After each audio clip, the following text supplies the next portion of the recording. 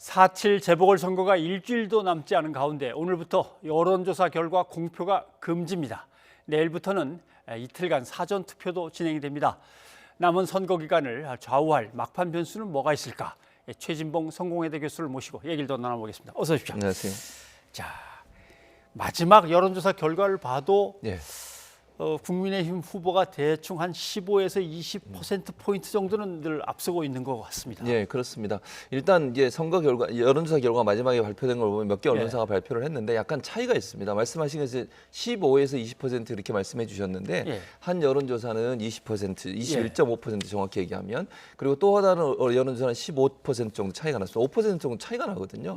근데 왜 이런 차이가 나느냐? 첫 번째 제가 소개해드린 뉴시스하고 리얼미터에서 한 조사 같은 경우에 조사 방식이 ARS 방식입니다. 그러니까 ARS 방식이라고 하는 것은 자동응답 방식으로 하는 거 아니겠어요? 그러면 일반인들이 보통 응답할 때 자동응답으로 넘어오면 바로 전화를 끊는 경우들이 있습니다.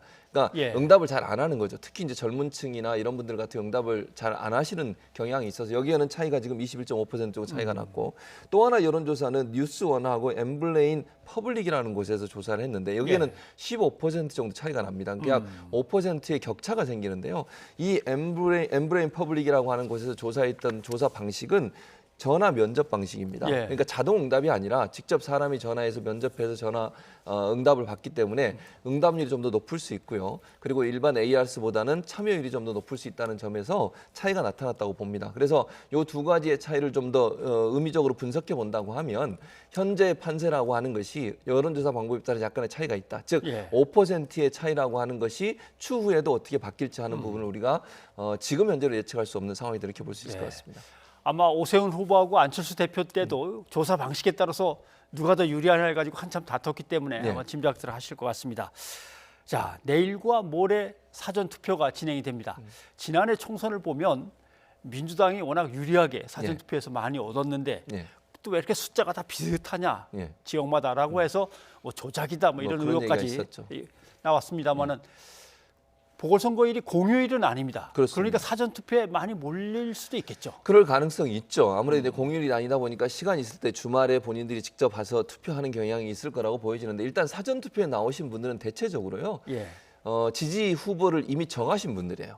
그러니까 일정 부분 사전투표에 오신다고 하신 분들은 중도층이나 또 끝까지 한번 지켜보겠다. 후보들이 지금 논란이 되고 있고 의혹도 나오고 있는 상황인데 섣불리 결정하기보다는 어떤 결과가 나올지 끝까지 지켜보고 투표 당일날 하겠다고 하시는 분들은 아직 후보자, 그러니까 찍을 후보자를 정확하게 정하지 않으신 분들이 많거든요. 그러니까 중도층이나 아니면 어느 한쪽에 뭐 진보든 보수든 또는 뭐 민주당이든 국민의힘이든 한쪽을 완전히 지지하는 분이 아닌 경우가 저는 마지막까지 투표를 좀 미룰 가능성이 있다고 봅니다. 그러면 말씀드린 것처럼 사전 투표는 아무래도 이미 마음이 굳어진 거예요. 어떤 상황이 오더라도 본인이 지지하는 후보는 바뀌지 않을 것이다. 이런 생각을 가지고 오신 분들이기 때문에 제가 볼 때는 지지층 결집의 효과라고 저는 보거든요. 그래서 민주당이든 국민의힘이든 사전 투표에 더 많은 사람이 나오게 하는 것은 본인들을 지지하고 있는, 즉 민주당이나 국민의힘을 지지하고 있는 전통 지지층을 결집시키는 효과가 있기 때문에 양측 다 더 많은 사람이 나오길 바라고 있는 거죠. 예전하고 좀 다른 것은 예전에는 사전 투표를 높으면 젊은이들이 많이 나오니까 민주당이 유리하다 이런 어떤 일반적인 공식들이 있었지만 이번 선거는 판 자체가 정권 심판론이 좀 힘을 우세를 가지고 있는 상황이기 때문에 꼭 그런 결과로 나올 가능성은 없다. 다만 이 사전 투표율이 높게 나오는 것은 지지층을 누가 얼마나 많이 잘 끌어들이느냐의 문제로 보는 것이 맞을 것 같습니다. 알겠습니다. 아무튼 여야 모두 사전투표에서 저희를 지지해 주십시오라고 호소하고 있는데 한번 호소하는 얘기를 한번 들어보죠. 존경하는 국민 여러분, 더불어민주당이 부족했습니다. 민주당이 책임지고 부동산 안정과 주택 공급을 결자 해제할 수 있도록 기회를 주십시오. 기회의 평등, 과정의 공정, 결과의 정의를 천명했던 초심으로 돌아가겠습니다. 그리고 이번 선거는 키워드는 정권 심판입니다. 그리고 그 정권 심판을 주도하는 세력은 저는 이번에는 2030이라고 생각을 합니다. 이제 2030이 이번 사전투표 그리고 본투표에서 이 정권, 문재인 정권에 대한 반란 투표를 이끌어줄 것이라고 신합니다. 민주당 입장에서는 지난 총선을 보면 우리 사전투표는 역시 우리가 유리하다. 근데 국민의힘 쪽에선 마음을 정하셨다면 그런 분들이 많다면 사전투표에서 우리가 더 유리하다. 뭐 이렇게 이제 얘기가 되는 것 같습니다. 그렇습니다. 지금 현재 여론의 지형만 보면, 그러니까 여론조사 결과를 기반으로 말씀을 드려보면 지금 현재는 국민의힘의 지지율이 높은 상황이지 않습니까? 예. 그러다 보니까 사전투표율이 높으면 국민의힘이 유리하다고 판단을 하시는 것 같아요. 근데 뭐 그것도 제가 아까 말씀드린 것처럼 이미 마음을 정하신 분들이야 그렇게 할 텐데 그게 아니고 끝까지 지켜보면서 후보들을 좀 더 검증해 보겠다고 생각하신 분들 같은 경우는 투표를 조금 미룰 가능성이 있기 때문에 저는 지지층 결집에 더 큰 영향을 미칠 거라고 보여지고 지금 국민의힘 같은 경우 정권 심판, 이 20대 30대를 집중적으로 공략을 하지 않습니까? 정권 심판론이라고 하는 것이 현재는 먹히고 있는데 과연 서울시장을 뽑는 선거에서 정권 심판이 영향이 있을 거냐 하는 부분도 논란이 될 수 있는 가능성은 저는 있다고 봅니다. 서울시장을 지금 대통령을 뽑는 게 아니고 서울시장을 뽑고 지방자치단체장을 뽑는데 부산시장, 서울시장을 대상으로 정권 심판을 한다? 이런 부분들이 또 여론을 바꿀 수 있는 요소로 작용할 가능성도 있기 때문에 좀 지켜봐야 될 것 같습니다. 여야 후보들이 청년들을 겨냥해서 현장에서 내놓는 유세 장면 이야기를 한번 좀 잠깐 들어보죠. 예. 주 4.5일째 청년들이 바라는 워라밸 이것이 지켜질 수 있도록 서울시와 서울시 산하기관의 안전 문제를 담당하는 곳부터 실시하도록 하겠습니다. 서울시장은 이러한 양질의 일자리를 만들어야 합니다. 양질의 일자리를 만드는 것 자신 있습니다, 여러분. 이곳 성북구에서 제 청소년기를 보냈습니다. 그래서 저한테는 이곳 성북구가 들어오기만 하면 마음이 편안해지는 곳입니다. 지하로 연결시켜서 롯데백화점, 현대백화점, 동북선 모두 다 환승할 수 있는 지하광장, 쉽게 얘기해서 코엑스 앞에 같은 강북의 명물을 반드시 만들겠습니다. 전통적인 지지층의 모습과 비교해 본다면 2030층의 변화가 심한 거는 분명한 것 같습니다. 그렇습니다. 잡을 수 있을까 보겠네요. 예, 그러니까 2030 세대 같은 경우는 전통적으로 좀 진보 성향이 있었고 민주당 지지층이 더 많았었는데 그렇죠. 이번 성향 이제 여론조사 결과를 기반으로 말씀드려 보면 지지를 많이 국민의힘 쪽으로 옮긴 것 같은 양상을 보여주고 있습니다. 아무래도 그 젊은층 같은 경우는 부동산 문제가 결정적으로 영향을 미쳤다고 저는 보고요. 그리고 20, 30대 같은 경우는 내 집 마련이라고 하는 꿈을 이루는 일에 상당히 어려워진 게 여러 가지 대출 문제라든지 아니면 집값 문제 이런 문제들이 제대로 잘 잡히지 않다 보니 거기에 대한 불만의 표시가 드러났다고 저는 보고요. 또 하나는 이제 공정이라는 키워드가 중요하지 않습니까? 20, 30대는. 그런데 지금 LH 사태가 터지면서 어쨌든 LH 사태가 현 정부만의 문제는 아니지만 그럼에도 불구하고 정권을 잡고 있는 입장에서는 책임을 면할 수 없기 때문에 그런 차원에서 현 정부에 대한 불만이 표출되는 과정이라고 저는 봅니다. 그래서 지금 박영선 후보 같은 경우에 20, 30대 청년층을 대상으로 한 다양한 정책들을 내놓고 있습니다. 오늘도 창업 자금을 5천만 원 대출해 주겠다. 무이자로 대출해 주겠다. 이런 공약도 내놨고요. 월세 지원 현행보다 더 확충해 주겠다. 그렇게 얘기를 했고 청년 주택 2만 원을 추가 공급하겠다. 청년들의 버스 지하철 요금 40% 할인해 주겠다. 이거는 이제 월정 카드라고 있습니다. 한 달 동안 쓸 수 있는 카드의 가격을 인하해 주겠다는 거고요. 물론 그러다 보니까 오세훈 후보 측에서도 월세 지원 5만 명을 확대하고 청년 취업 사관학교 설립하고 취업 창업 특강 라이브를 제공하겠다는 건데 결국은 40대는 뭐 민주당의 지지가 좀 더 높은 것 같고요. 5, 60대는 아무래도 이제 국민의힘 결국 이제 결정적으로 영향을 미칠 수 있는 세대가 20, 30대가 돼버린 겁니다. 그래서 양측 다 20, 30대의 마음을 잡기 위해서 다양한 정책들을 내놓고 있는 것 같습니다. 네, 알겠습니다. 그런데 오세훈 후보는 아직도 내곡동 땅 문제에 발목이 좀 잡혀 있습니다. 그렇죠. 맨 처음에 대답이 소신껏 했다. 그러나 사적인 이익 추구는 없었다. 이렇게 하면 되는데 모른다. 그런 걸 어떻게 내가 알겠냐라고 한 것 때문에 아니 보면은 자기가 스스로 브리핑하는 장면까지 있지 않냐. 좀 이 얘기까지 나오는데 또 뭐 민주당은 계속 비판의 수위를 높입니다. 그럼요. 당연히 그럴 수밖에. 선거 막판까지 이 문제가 계속 저는 쟁점이 될 거라고 봅니다. 이제 거짓말 논란이 되는 건데 지금 이제 화면에 나오고 있는 게 오세훈 당시 시장이죠. 당시 시장이 이제 그 서울시가 2020년까지 72만 가구를 공급하겠다고 얘기하면서 보금자리 주택 개발 계획을 쭉 설명합니다. 저 설명 내용 중에 오세훈 후보의 처가 땅이 포함되어 있습니다.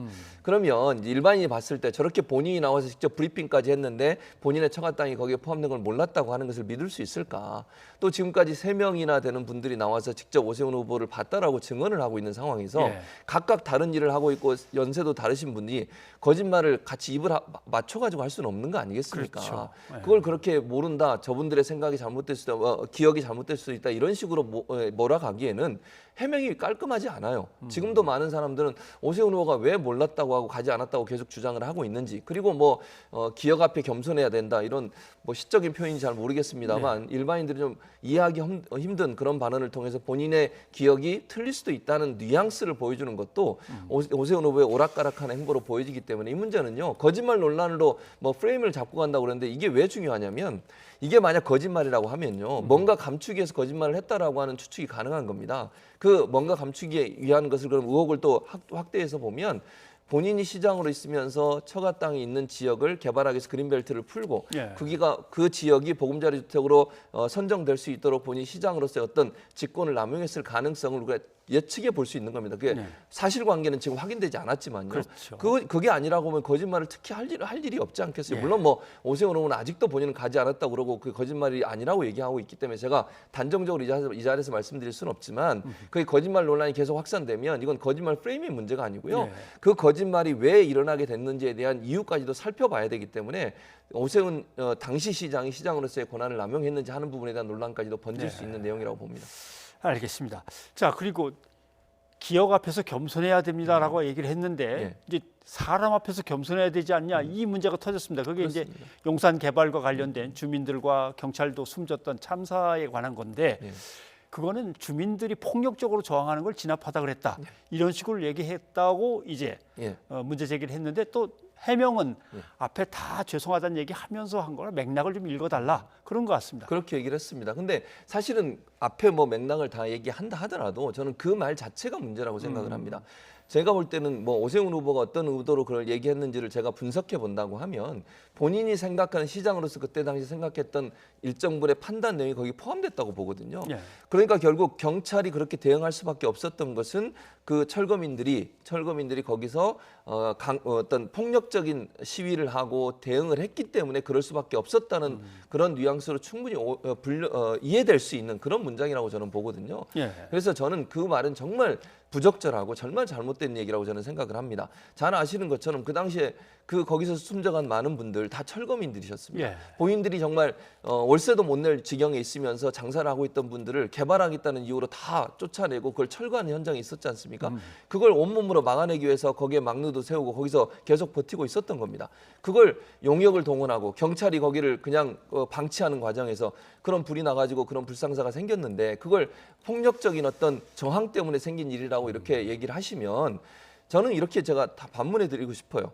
개발을 지금 하겠다고 그러잖아요. 뭐 강남 지역 개발하고 재개발하겠다고 하는데, 재개발하게 되면 예컨대 또는 뭐 취약 지역에 살고 있는 분들, 이런 분들을 다 그럼 몰아내고 재개발하겠다는 겁니까? 그런 식으로 오해될 수도 있다고 저는 봅니다. 그 말 자체가 용산 참자를 겪고 그때 가슴 아파하고 마음 아파했던 많은 국민들에 대해서 다시 그 가슴에 대못을 박는 일이다. 알겠습니다. 발언을 좀 주의하셔야 된다고 생각합니다. 뭐 오세훈 후보도 섣부른 진압 때문에 생긴 비극에 대해서 제가 한 사과 말씀드리고 송구스럽다는 얘기를 다 앞에 하면서 한 거다라고 이제 해명은 합니다. 그러나 민주당의 박영선 후보도 참 편치 않습니다. 이름만 쭉 얘기한다면 김상조 전 실장, 박주민 의원, 조응천, 송기현 다 자기의 전세 월세 줬던 것의 그 값을 법이 시행되기 전에 확 올렸다. 이제 이렇게 의혹이 제기됐고 뭐 사실을 다 확인됐기 때문에 그렇습니다. 박영선 후보로서는 상당히 난감합니다. 난감하죠. 사실은 이게 법적으로는 문제가 없을 수 있죠. 왜냐하면 법이 시행되기 바로 전에 이렇게 했으니까. 그러니까 윤리적으로는 비판을 면할 수 없다고 저는 생각을 합니다. 물론 그분들이 뭐 법적인 부분에 책임이 없다고 해서 그냥 넘어갈 수 있는 문제는 아니라고 보고, 지금 현재 LH 사태 때문에 이런 세입자에 대한 문제라든지 또는 뭐 땅을 사는 문제라는 이런 문제가 상당히 민감한 사안으로 떠오르고 있지 않습니까? 그런 상황에서 이런 일이 벌어지다 보니 결국 민주당이 실망한 분들이 더 큰 실망을 가져올까 상당히 우려되는 상황이라는 생각이 들고요. 뭐 이미 지나간 일이니까 뭐 지금 되돌릴 수는 없지만 저는 사과하고 이런 일이 반복되지 않도록 하는 것이 민주당이 해야 될 일이라는 생각이 듭니다. 네, 사과를 잘해야 되는데 사과를 하고 해명을 하다 보면 거기서 또 어떤 속내가 드러나기도 하고 그 사람이 갖고 있는 철학이 드러나기도 합니다. 그래서 아마 비판을 갖다 받기도 하는데, 이게 다른 데서 벌어지니까 박영선 후보는 자기가 뭐 선거운동을 하다 그렇게 된 게 아니어서 난감한 처지에 빠졌습니다만, 아무튼 민주당으로서는 정권 심판론이 이렇게 불거져 있는 상황에서는 아무튼 악재들이 계속 겹치고 있습니다. 예, 최재민 교수님 오늘 고맙습니다. 감사합니다.